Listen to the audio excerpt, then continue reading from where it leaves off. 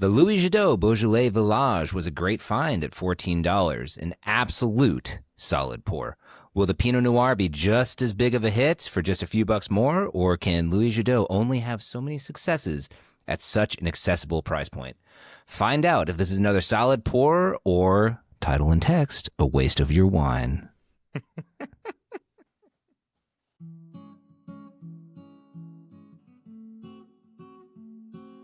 Welcome to Stop Wasting Your Wine, a wine review podcast dedicated to helping you discover great wines with great value for every occasion. Hey everyone, Aaron here, joined once again by Colin and Joel. Super excited for week 2 of our deep dive into Louis Jadot, and we are looking at some of their most accessible wines that you can find everywhere. And we started off strong, gentlemen. Absolutely. Last week was a home run. I mean, that Beaujolais shocking. Village for $14 was like crazy good value. Crazy Unexpected. good value. So, Unexpected. yeah, totally unexpected. So, I mean, I feel like the timing was wild because I feel like just like 3 weeks ago we were like, don't spend less than $17 on wine. $17 is the danger zone. And then like 2 weeks later, we're like, wow, this is really good. $14. Buy this. It's a $14 Beaujolais Village. That's an absolute For sure. killer. Yeah. It's why you got to keep looking. stepping it up though with the Pinot Noir, because that comes with, I feel, a whole different set of expectations, at least for me. Yeah. Like, Beaujolais Village, when I think Beaujolais Gamay, it's kind of light and fun, kind of what that wine was. But, Pinot Noir has a reputation, can be super serious. It's kind of legitimate. And when you hear Bourgogne, when you hear it's from Burgundy, it's like, oh, wait a minute. This has a lot to live up to here. Exactly. So it'll be interesting to see. I've had a lot of really bad Pinot Noir at $20. Sure. So I hope this one delivers to the extent that the Beaujolais Village did. Yeah, we've learned a bit that, Louis Jadot is one of the largest producers out of Burgundy. So, there's a lot there. We know that they have wines, like we mentioned, all the way down to $14, and then some incredible Grand Cru, just like big famous wines. So it's going to be really cool learning about this. So Colin, why don't you just, before we talk too much about this wine, let the listener know the details of what we're drinking today. Yeah, so we didn't bury the lead on this one. This is the Louis Jadot Pinot Noir from Burgundy. It is, I know, shocking, Rachel. Sorry. Yeah. I totally let the cat out of the bag early. That's on me. That's all right. We're having fun. Of course, 100% Pinot Noir. This is the 2022 vintage, coming in at 12.9 ABV, and you can pick this one up for about $20. Something about 12.9% feels very comfortable. It feels like I'm about to put on like a nice worn-in hoodie. You know what I mean? Like I think this could be nice. What a good analogy. Yeah. That's part of the reason why I like Pinot Noir so much, though, because, it can be incredibly flavorful and usually not a super high alcohol wine. But in this price range, it usually doesn't always come together. Hey, I want to point out, too, we've talked a lot in the past about a lot of times when you have kind of old world wines, the label is kind of mysterious and doesn't give you a lot. But, I appreciate it. I think it has a lot to do with, obviously, Louis Jadot's like wide global reach. The back of their label has like this very boom set of information about the wine. And so, they pull their fruit from Côte d'Or and Côte Chalonnais. So, we have the appellations that's coming from, and it is aged in French oak for 9 months. So it's nice to have those little details. And the front of the label on this one says Pinot Noir. You can't miss it. Huge. It says, it actually lists Burgundy or Bourgogne underneath, which is pretty unique for an old world wine. But they want you to know in this one. Yeah, for sure. Which makes sense. Yeah. Yeah. But yeah, if you're walking through Target, you don't have time to figure this out. You just gotta grab it. That's right. Very true. And one more shout out before we get into our first taste. We posted our first episode. It's up, and we talked about the Beaujolais Village, and Colin had dubbed it the king of grocery store wines. I stand by that. Right away, Louis Jadot responded to that post and said, and proud of it. Pretty cool. Which they should be. And I freaking love that. I freaking love that. Like, I love that they're a producer that can have these like massively powerful and well-known and celebrated wines, and then also and they make stuff for day-to-day drinking, which I think is really cool. And especially when part of what we called out as part of that designation was how we were impressed by the quality still remaining. So it's not Yes. just that it's the top of, a heap of, lesser wines. It's that Beaujolais Village was a really good wine that is really accessible, and all of this Louis Jadot is. So, I think they saw it as the compliment we meant it to be. 100%, 100%. All right, so let's get into this, and let's see if there's another one coming our way. Let's do our first sips. All right, gentlemen. Remember, one word, first word that comes to mind. Colin, what you got? I'm gonna go 2 words. Surprisingly floral. I hate you, but okay. Sorry. That's not learn the rules. Learn the rules. Sorry, it's surprisingly floral. Yeah, I don't. Joel. I'm gonna go with surprisingly complex. All right, fine. My word is surprisingly tannic. Oh, okay. Surprisingly tannic. Tannic. We're gonna. Well, first of all, look at us. All 2 words. See, Surprisingly. got him. Yeah. Got him. No. And we're gonna have to talk about the tannin thing because No, I mean, swish it. Do the swishy thing. I know it's like a lot of times we don't do the swish thing. Take a sip, swish it around your tongue. Do the thing. This is gonna be really good audio. There, it's like it's noticeable, but it's not like in your face. I don't think. No, it's not a Cab Franc, but as a Pinot Noir goes, like if you try to talk immediately after you swish, there's a little bit of some stuff going on. I don't hate it. We'll talk about it. Okay, Let's talk about it. Let's curb it. Let's curb it. We'll talk about it. We'll talk about it later. All right, fine. Whatever. Colin's not in agreement right now. Fine. Maybe I just have maybe I'm very sensitive to tannins. You are a very sensitive guy. I'm a sensitive guy. Everyone says this about me. All right, so we have our first sips. We're surprisingly floral. We're surprisingly complex, and I think we're surprisingly tannic for a Pinot Noir. Let's dig in a little deeper and see what's going on. Let's get our noses in there. All right, Joe, why don't you kick us off? Yeah. So, I mean, I think right off the bat, a lot of what you would expect, a lot of that really fresh red fruit. Totally. But then also, and hence a little bit of the surprisingly complex. I think we'll really get to appreciate this when we drink it too. But there's a little bit more going on. I think a little bit of that, even though it's only 9 months, I guess, in the oak, like I think some of that is poking through. And then I also feel like there's a little bit of some kind of an earthiness in there. Totally agree. That's also making an appearance. Colin, jump in. Yeah, I said surprisingly floral because on the nose is where I get most of it. We'll talk a little bit more when we get to the palate, the taste, but like the floral note is just jumping out. Like that's the one thing almost I noticed the most, and it's like a really beautiful note. It's one of the prettier floral notes I've smelt in a wine in a while.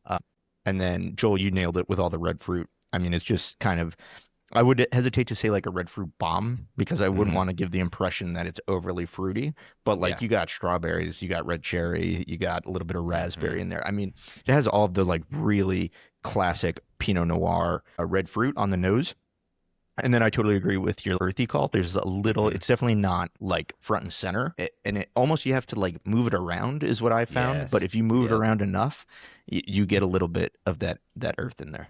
Move it around and do the Dr. Coleman trick where you start at the top and then move down the glass. I forgot about that one. Thank you, Dr. Coleman. Yep. Yeah, absolutely. I agree with the both of you 100%. I also think there's like a little bit like there's a real lightness in there. Like there's almost like watermelon like happening on this like when I suck my nose in there, I'm like, I don't hate that. There's an aspect of, too early to call anything like a porch pounder, but there's like this real light, like poolside kiwi watermelon, not totally tropical, but like just kind of airing over everything. That's kind of sticking out to me. I'm going to be honest. I don't want to lean too heavily into like the tropical side of things, but I agree on like the really light, fresh red fruit. And I think that's where I'm 100% in agreement with you. I do think it's still like, it's on the cherry side of things, but like I see why you would say, because but you guys already said those ones, so I can't say those ones. You guys said cherry, strawberry. Strawberry is my go-to, man. You said strawberry, and then I had to be creative. I'm sorry. But forget I said strawberry. You can say strawberry. I was going for a walk with you on watermelon because like I kind of see what you're saying. Yeah, it's fun. Yeah. It's on top of everything. It's like the really, really experience of the watermelon, not so much the flavor. Am I fair there? No, I'm fine with that. I Okay. probably won't say watermelon when I sip it. Colin in his head is doing that scene when there's like, name anything. You can't be wrong. And Colin's like, you're wrong. No, that's not right. Yeah, That's not in there. you're gonna have to talk about that one too. Man, you don't like talk my about that tannin as well. call. You don't like my watermelon call. I'm drinking the same wine as you, right? Listen, I appreciate. You guys having you the watermelon experiencing- Chablis? Oh God, I appreciate the fact that you're experiencing it and how you're experiencing it. We may just be experiencing it differently. Wow, I'll that's say really that. nice. That's really nice. That should be the title of your wine book that you write someday. Hey, okay, let's move into tasting. All right, I don't want to call Colin first. I'm going to go back to Joel. Joel, what are you getting on the palate? Ouch. Watermelon. Hell yeah, No. bro. No. Okay. I will say earlier, I was thinking that when we were drinking it, we'd get to experience things a little bit more. I think I want to walk that back because I think it's a little bit more expressive on the nose than it is on the palate. It's still very enjoyable. And if I really, really hyper-focused on the things that we called out, we can still get it. But I think it's kind of melding in a little bit more on the palate than it was on the nose. Still enjoyable, still, some of the same fruits and everything, but slightly more muted, I think. Colin? Yeah, I would say surprisingly tannic. No, I'm just. Going I'm just kidding. Too hard after But the no. I am going to edit our social media so it's just you saying that and watermelon. That's fair. No, I but have that power. I do understand what you're saying, Aaron, and I'll let you talk about structure. But I agree, Joel, that it definitely smells a lot more intense than it tastes. Mm-hmm. One thing I am picking up, I think you're right that we're experiencing all the same flavors that we got on the nose, but they're all a little bit muted. Like I think again, red fruit, great call. I think a little bit of that earthiness, that floralness is coming through, but I think what I get on the palate more than on the nose is the oak. I think there's a really nice like thread of vanilla that runs the entire way through the sip, and it's also kind of what it finishes on, which is really enjoyable. I think the finish on this wine, for being maybe a little bit less intense on the palate, is actually really nice. You get quite a bit of that red fruit and then kind of like that undertone of vanilla in there. I think that goes to, though, the idea of this kind of being a really refreshing sip right now. I took this out of the fridge a while ago, but I definitely gave it a sip like when it first came out, and I was like, ooh, this is one that I like a little bit on the chilled side. And I think the structure-wise, like there is a little more tan as you expect for a Pinot Noir, and the body. I don't disagree, by the way. I didn't think want to so. put a just full stop. I don't disagree. The tannin structure is really nice in this one. Yeah, but I think that's really helping because I think it has a nice acidity to it, and with the tannins being in there just a little bit more than your average Pinot, I do think the body is kind of light. Like I don't want to use the word thin because thin sounds. We've talked about like thin sounds immediately negative, but there is a thinness to it. I think that the acidity and the tannic this along with the oak and some of the flavors that we've named are doing a nice job kind of holding it up despite the thinness of the body. Yeah, agreed. Yeah, I don't disagree with that at all. I think very nicely well balanced structurally. I'm really enjoying it. At $20, this level of structure is really impressive on a Pinot Noir because what I would expect at $20 is something that's super thin, zero tannin, almost all acid, but this has that structure beyond just the acid to make this a really enjoyable sip. No, I think that's such a good point because, we had Wild Sound on just a few weeks ago and they had their Gamay Noir and I put it in my wine fridge and that was a shocker to me because normally lighter non-tannic reds are not my style of wine, but they had done such a good job with the structure of that wine. Agreed. It just brought it to this new level for me. And this is similar in experience to my mind because I've had so many Pinot Noirs I don't like. And, we've joked about this on the show for years. Like Pinot Noir is not Colin came in as a Pinot Noir guy and has since kind of like, you are, but you've also, suggested that you found other things that you've kind of moved around to. And I came in as like, I haven't had a Pinot Noir I like. And now because we're finding like more thoughtful and better structured Pinot Noirs, it's like shifting my mindset of what that wine can be. Agreed. As somebody who's tried to bring a decent Pinot Noir on the show for a very long time, this is, let's say, refreshing. Yeah. And that's so funny because we've pulled these like random like $20 to $30 bottles, like looking for these unknowns, being like, maybe this is going to be the one. Here we are with Louis Jadot, like one of the biggest names in wine. We're like, could have been buying this from Target the whole time. Not to get too much into the review, but I could have just gone to Publix. Now you know. All right. Gosh darn. All right. That being said, let's give it a little more time to open up / see how many of these I drink during the learning segment. And let's learn a little bit of something.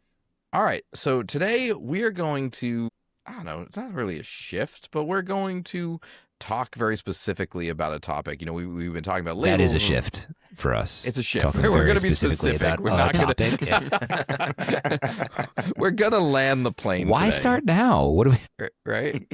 No. Usually we wax poetic, and today we're just going to hit the big question: why is Burgundy wine so expensive?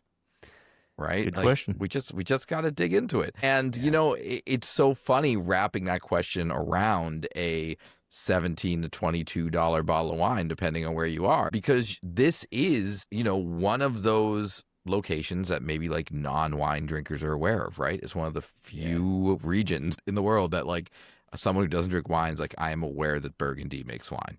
Yeah, but doesn't it make you wonder, like, why? Why is that the thing? Why does Burgundy stick out so much in even just the complete wine novice's brain? You're familiar with it. It seems comfortable. You know it. So are these wines really that much better?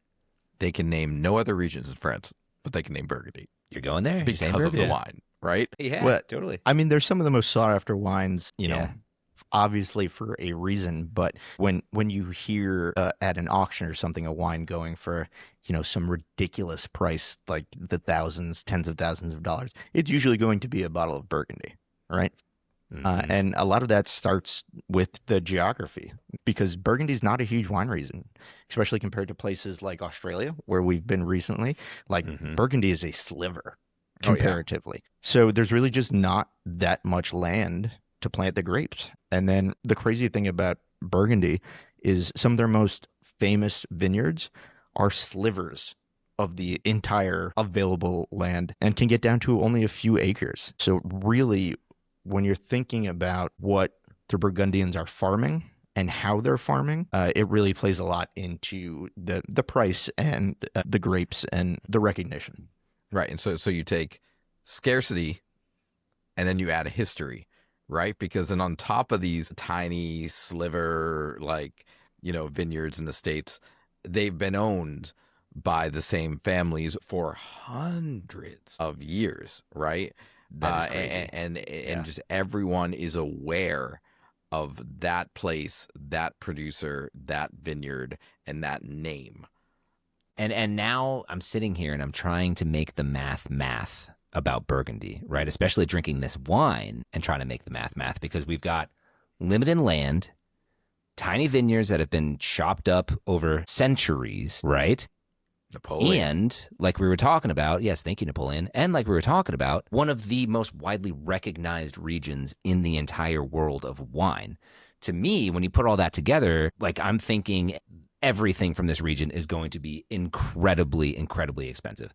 And it's kind of interesting when we're sitting here drinking a $20 Burgundian Pinot Noir that like we've so far been very complimentary of. So I'm almost wondering if what's so cool about something like this is that you can taste some of that heritage and some of that history and some of that, you know, centuries of winemaking, and it's affordable. It's right here, and it's at, like you were saying, it's at the grocery store. It's at Target. Like that's a pretty cool thing when you think about it. It is, yeah. And, you know, this bottle, not necessarily coming from any of Burgundy's legendary vineyards, but I think from what we've tasted so far, it's a really good representation of what Burgundy can be. You know, it may not be the most expressive per se. It may not be packed with all the flavor, but at the end of the day, this has a lot of the stuff that wine lovers and collectors seek out. You know, it has that red fruit, a little bit of that earth, that oak expression as well. So, you know, I think that's the most impressive part about this bottle, is just what a good representation of what Burgundy can be. So if you enjoy this, you can kind of get an idea as to why people are paying thousands and thousands of dollars. Mm-hmm. Sure. I mean, so it's like, kind of wrap it up. If you're wondering why Burgundian wine is so expensive, it's very simply, it's scarcity, it is history, and it's brand, right? It's just, there's an expectation that this is going to be good. And that's what it's all about. So when you find a producer that you like and you trust, and pair that with a region that has the history that Burgundy has, it's a good opportunity to maybe enter at a reasonable value point, a reasonable cost point, which is what we're hoping to achieve today, right? Because we know Louis Jadot is a incredibly well respected, producer from Burgundy, and we are, seeing what it's like at their entry point. And that's why I think I'm grateful that, there are producers like Louis Jadot who are, they've got the heritage themselves, but they're offering something that is that intro that is super accessible. And to your point, Colin, like, no, this is not, we're scratching the surface on what Burgundy Pinot Noir can provide, but it's there. It's $20. It's giving you a taste and letting you know, like, hey, if you're into this, there's a whole world to explore here. For sure. And I think like it kind of ties our conversations over the last couple weeks together, this bottle specifically, because like we've kind of talked about knowing why regions matter. And I think it's also important to understand like why producers matter, because there are going to be producers who aren't necessarily great, even in great regions. So, I think this bottle Trying to at coast an on the entry name. Exactly. Yeah, Trying to coast on the name. That's right. They do that.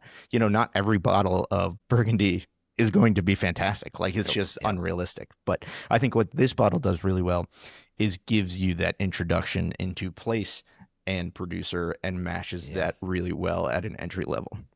For sure. All right, guys. I think we nailed it.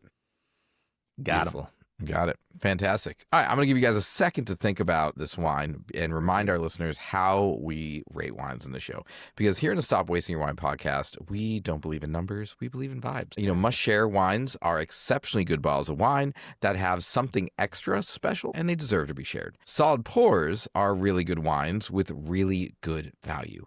Casual sippers are enjoyable, but not necessarily memorable. And wines that are overvalued, low quality, or undrinkable are just a waste of your wine. Now, of course, we do have our wine fridge, and those are our 3 favorite wines of the year. But for something to go in, something has to come out, which, of course, is still a great wine, but it's what keeps things fun. So, gentlemen, keeping our rating system in mind, Joel, anything new? How are you feeling about it? I actually do think that there's something new. Ooh. And I mean, nothing crazy, but It's the watermelon. Give it it's to the me. watermelon. It's really, And the tannin. it's really poking out of there, and the tannin, it's really coming together. No, but I do think that it is opening up nicely and more as we go, as you would expect, folks, of course. But sometimes it happens in a nice way, sometimes not so much, sometimes in a not noticeable way. And this is one that I think is actually showing a little bit better, 20, 30 minutes down the line. So, and nothing new, but I think it's parsing out a little bit more and a little bit more pronounced. And I got to tell you, just in general, surprising. We all said surprising earlier. And man, I think that's a really good word. I think that's a really good word for this. I'm so surprised. I think just by Louis Jadot to begin with, and then by this bottle, this is really good. Like, this isn't just like oh, this is fine for, $20. This is a really good, enjoyable wine. And it's $20 and it's from Burgundy. Like there's a lot of things going here. Man, So I think I might go ahead and make this a must share. I got to tell you. Nice. Yeah. Here's it. the reason. Going just based off of the wine, it's really, really solid. And it is complex enough. It's not, again, it's not like blowing me away with anything other than the fact that it's $20, guys. This is the best $20 Pinot, one of the better Pinots, I think, too, that I've had in a little while. So that is the aspect that's kind of pushing it up for me into the must share, just simply for the fact to go and say, can you believe this is $20?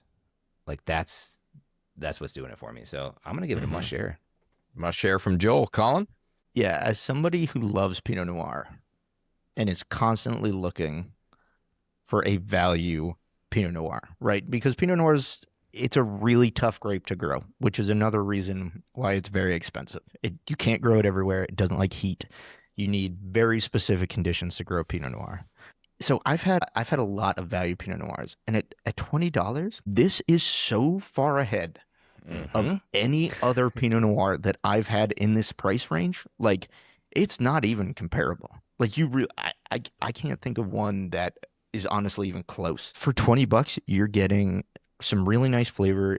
You're getting some really nice structure, like Aaron said. And I think, like we kind of mentioned in the learning segment, this is kind of like a toned back version of the thing that I love about Pinot Noir. Like, it has all of the Pinot Noir characteristics that I really, really enjoy. But, at $20, it's just not as intense as some of the more expensive bottlings. But it's all there, and it's all really delicious. And again, it's $20 freaking dollars. Like, if you want to try a really good entry-level Pinot Noir, and I don't think you'll find one better than this, honestly, because I've had a bunch of them. I've tried a bunch of them. I don't know if you'll find anything better. So this, again, absolute must-share for me. Like, nice. This level of Pinot Noir. Were you worried about that, Joel? I was a little bit. I was like, I'm going out on a limb here, but yeah. No, but I don't think it is a limb because of the price. I've had the $30 Pinot Noirs that aren't this good, to be honest. Like, there's just so much packed into this $20 bottle of wine. It's just so incredibly impressive. But just for $20, fantastic wine. Fantastic wine. I agree with both of you 100%. And I couldn't help but think back to last week and think about the Beaujolais and how we were all like, this is a really solid pour. And we loved it. And this is actually a perfect example, I think, of the difference between those two categories, and that $14 price point and that $20 price point are really, really cool stepping stones in that way. Like last week, the Beaujolais was just like, toss this in your fridge, drink this, walking around the house. This is such Super a crushable. chill, crushable, fantastic. And we like shouted from the rooftops, but like it's a solid pour. Like, and that's not a bad thing. It's just like, this is what this is. This is just yummy. And we post about it obviously all this week, and every response from online, everyone's like, this is like my go-to. Like, this is just like such an easy, accessible, like, I thought some people were going to give us a hard time about repping a $14 wine. So many people were like, this is my go-to wine. And this next step up, I agree, is a must share because there's just an additional level of complexity and additional level of seriousness there at $20. And I can picture one every time I walk through the store, seeing this bottle and just grabbing one and tossing it in my cart to make sure I have this just as a go-to wine in my house, and a wine that I could very easily, similar to the Beaujolais, put out when I have people over for dinner, knowing that this is something that people are going to enjoy, talk about, and feel like it is something that they can access without, super high tannins or super crazy complex flavors. Like, it's just good and accessible and drinkable wine. An absolute must share. Just to hammer the point home, I've had very few Pinot Noirs at $20 that have been drinkable, to be honest. It's just not a grape that does well at the low end. So to find one that is this enjoyable at this price point, I think is a huge win. Yeah, you know what? I've been sitting here trying to do the math in my head. It's like, this is like 2/3 the Burgundy Pinot Noir experience at 1/5 the price. those are good. Those are good numbers right there. Yeah, absolutely. I mean, hilariously, like Colin and I were joking about this before we even started the show, before we even got into the review, and we were doing the case math. And if you ordered a case of this and got the 10 to 15% discount on the case price, you could get 12 of these bottles for like $200 to $300. Versus going out and spending $180 on a bottle of Pinot. You're just like, yeah, that other bottle is going to be crazy, but like, you get 12 of these. You get Absolutely. 12 of these. Yeah, you do. And it's really good. For sure. All right. Guys, super exciting. I can't believe 2 weeks in a row with Louis Jadot. Like, again, depending on where you are, two awesome. sub $20 bottles of wine. I think this is honestly $17 near me. So, just great bottles of wine, very accessible. If you are getting into red wine and you're getting into Pinot Noir and you're getting into Beaujolais, or you're like, I have no idea what that is, like, these are bottles you should grab, and they are just No doubt. absolute worth their cost points and some. right? Like if I did the math in my head and I added dollars to this, I would continue to buy this for the next couple spots up for sure. 100%. And I got to say, huge shout out to Louis Jadot for sending us this wine, because honestly, it's a brand that I've always passed up because it's like, oh, it's just a giant grocery store brand, right? But like, I couldn't have been more wrong in that assumption. Like over the past 2 weeks, they have totally changed my mind about what they're doing, and I couldn't be more impressed. The value you're getting from these bottles is insane.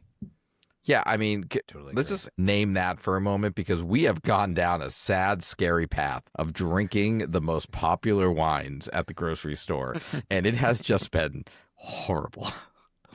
like horrible. And this is a bottle that you could find within 10 feet of Yellowtail, and the Yellowtail was terrible. And if you're listening to us, Yellowtail, prove us wrong, send us something better. But like the Louis Jadot is like, they're both in your vision. Get this one. Totally. 1,000 Not even times. close. Not even close. Get this one. Not even playing the same ball game here. My God. We talked about just like similar price points and just like accessibility and no. I honestly think that contest. the fine folks over at Louis Jadot would be offended to be in the same sentence as That's fair. them, to be honest with you, because like they're not, their philosophy very clearly from what we're drinking is not the same. Yeah. But they're trying to put a good product out there, Louis Jadot, you know, and they hats are. off to them for being able to do it in mass. And keep quality up. And we've talked 100%. about that on the show. It is possible. Yeah. Our friends at St. Francis have high mass, high quality wine. Yeah, very true. And that is a thing. And my goodness, I'm feeling all sorts of feelings right now. Same. Before we go on to the next episode, we got to play a game because the energy is high. Oh, yeah. And I feel like it would be a right time for another fantastic round of Grape Guesses. Joel? Thank God you didn't say Spilmalier. No. French. We haven't done French Spilmalier yet, but I imagine that would be a tricky one for Let's everyone. do it. Yeah, we got two more weeks of Louis Jadot, so let's make it thanks, happen. Colin. You put it into existence. No. Yep. Joel, what you got for us? Yeah. Oh man, I love this game. Listener, if you have not played this with us yet, it's pretty darn simple. I'm going to ask these guys some questions about a wine topic, and today we're going to be talking about Burgundy. And there's really no expectation that these guys are going to know the answer to these questions. It's really just to throw the dart. Whoever's closest to the pin gets a point. Winner at the end wins the game. Okay, you'll see. Who's what the defending champion in this game? This one, the defending champion, I believe, is Aaron. Thank you. Listen, I don't know what a kilometer looks like in real terms, so that is on me. Yes, I agree, but I should have done better last game. I should have done better. That's okay. Yeah, we're learning. I was about on the point metric last game system. though. It's I got good. some real Yeah, close no, guesses. you should have won that. It shouldn't have come down to a tiebreaker because you were crushing it. I will say that. Thank you. Yeah. No, it's very true. But isn't it fun where we are learning and we're having fun at the same time, guys? That is Grape Guesses in a nutshell. Colin and I are significantly better at math than we were a month ago when we started this. And you know what a meter is and a hectare. So congrats. We're global citizens. That's right. All right. So what we're going to do from this point forward, too, by the way, is the winner of the last round gets to go first. Okay. Like so that. Aaron, you are going to get to go appreciate first. That. Yep. On this first one. I feel like that is a disadvantage, which is fair. You know what? It kind of is. It's kind of like cornhole rules. So that's what we're doing. Okay. I like that. Yeah. Great. Thank you very much. All right. First question. Approximately how many bottles of Burgundy wine, 750 milliliter bottles of Burgundy wine, are produced in a typical year? 12 million. 12 million. Oh, I'm gonna say Colin. far less than that. I'm gonna go 3 million. The correct answer. 200 million bottles from Burgundy produced in a typical year. 200 million bottles? It's such a small region, which is why tiny. I went low. Yeah. It is tiny, But that's but demand, major right? wine Holy region. crap. Yeah. That's crazy. Yeah. 200 million? Man, Yeah, well, goes to here's- show how much I know. Here's the trick about it, though, too, is, a lot of the times you associate Burgundy with the Grand Crus, with the big ones. And while it's, it's still a small region, it is chock full of vineyards, and they're all producing, baby. So 200 million is the correct answer. And you got the Mackinac in there too. Does that count? That's a much bigger wine region than like the Côte de Beaune and the Côte d'Or. I didn't take that into consideration. Still, like that's wow. It is. It's an impressive number. Like I did some. I have it calculated. It was like 16 million cases, 16 million cases of wine. Yeah, that's crazy. Thanks for doing the division on that. That's really good. Appreciate that. I'm just like I just can't even wrap my mind around that. I know. Pretty nuts. All right, Colin, your question. You get to go first on this one. Speaking of those Grand Cru and Premier Cru vineyards, let's focus on just the Premier Cru vineyards. How many Premier Cru vineyards are there throughout all of Burgundy? Man. Now, vineyards. Vineyards, yep. Yes. I'm going to go with 120. 120 from Colin. Aaron? 121. Ooh, great Price is Right tactic. The correct answer, 640 Premier Cru. Okay. Very good. Aaron with the second point. You know what? I didn't start that. No, that's fine. That's totally part of the game. I don't hate that at all. It's a good move. Yeah. For those of you that didn't listen last week, Colin definitely did that to me last week. Listen, by closest to the pin and Price is Right rules, that's a good tactic. So you did fine. It is. Yeah, absolutely. All right, question number 3. Aaron, you get the first answer here. Approximately how much does 1 acre of Grand Cru vineyard land in Burgundy sell for today? Shit. 1 acre of Grand Cru vineyard land in Burgundy sell for today? Oh, my God. Oh, my God. I'm going to say 2 million American dollars. Good. Yep, 2 million USD. Mm-hmm. I'm going to go 1 million. Damn, I thought for sure Colin was going to get a point right there. The actual answer, $30 million for 1 acre of Grand Cru Burgundian land. Oh my God. Is that not crazy? That is nuts. Well, the game's over. We don't even have to do the next one. No, but we 100%. However, we're going to do it because I really love this last one. I love this last kangaroos one, again, doesn't it? It's how many kangaroos are in France. It's nothing to do with kangaroos. 0. But, Colin, you were talking earlier about how Burgundian wine is some of the most expensive wine sold at auction. Like, these are the ones that you hear about going for ridiculous prices. So, here's my last question for you guys. In U.S. dollars, what is the highest price ever paid at auction for a single 750 milliliter bottle of Burgundy Pinot Noir? And Colin gets the first guess. I'm going to say 850,000. Okay. Aaron? The worst thing is I remember the crazy auction from not that long ago, and I don't think that one wasn't a Burgundy, was it? I'm gonna say 500,000. Oh, wow. With the absolute sweep of this game, Aaron takes the last point. $558,000. Wow. This was a 1945 Romanée Conti sold at Sotheby's in 2018. $558,000. That's Could you imagine paying that for a bottle of wine? Paying that for a bottle of wine that might be terrible. Yeah. Very sure well it wasn't, could be. But you never know. Yeah, you don't. You don't know. Wait, because what year was it? It was a 1945 Romanée Conti. Yeah. Instead of buying like a 4-bedroom house, they bought a bottle of wine. The person that bought that bottle of wine is already collecting 4-bedroom houses.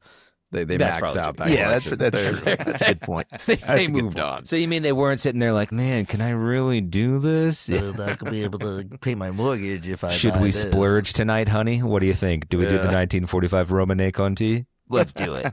Yeah, man, or do I cancel my Netflix account? I don't know. Yeah, no. All right, man. Thank you, Joel. That is my new favorite game because I don't feel bad about anything because we shouldn't know any of that stuff. And we walk away having a better understanding of, all these aspects of the wine world. So thank you. Yeah. Thanks for taking You're the time to research that. Always. Although come to find out, I'm terrible at guessing shit. So You were definitely off on this one. That is for sure. Yeah. You've at least given it a good run in the last couple. But this was Not Aaron's today. game. I'm a good Yeah. guesser. It's all I'm really good at guessing. Cool. Awesome. Fantastic episode. 2 great Louis Jadot wines in a 2 for row 2, baby. and 2 great accessible, affordable, find them anywhere wines in a row. And that's what this show is all about. I'm excited. Next week, we have something very special that we will talk to you more about then. Until then, though, Joel, how can our listeners interact with us, reach out, talk to us if they'd like? Yeah.